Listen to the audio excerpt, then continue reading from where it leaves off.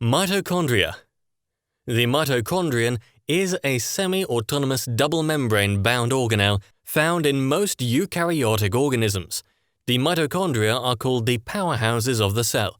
Without them, cells would be unable to extract enough energy from the nutrients, and essentially, all cellular functions would cease. Mitochondria are present in all areas of each cell's cytoplasm, but the total number per cell varies from less than 100 up to several thousand, depending on the amount of energy required by the cell. The basic structure of the mitochondrion is composed mainly of two lipid bilayer protein membranes, an outer one surrounding the whole organelle and an inner one, with many inward protrusions called cristae that increase surface area.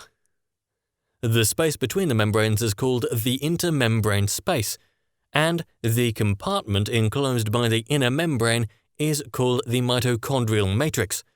The matrix contains mitochondrial DNA, ribosomes, and large quantities of dissolved enzymes that are necessary for extracting energy from nutrients.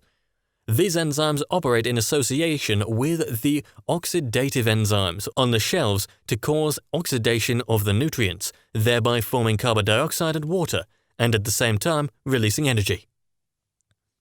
The liberated energy is used to synthesize a high-energy substance called adenosine triphosphate.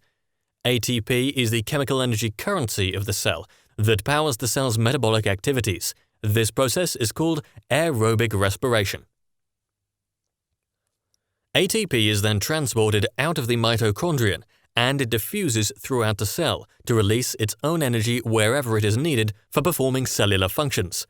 The mitochondrion is different from most other organelles because it has its own circular DNA and reproduces independently of the cell in which it is found, which means that one mitochondrion can form a second one, a third one, and so on, whenever there is a need in one cell for increased amounts of ATP. Do not forget to like the video and subscribe to our YouTube channel.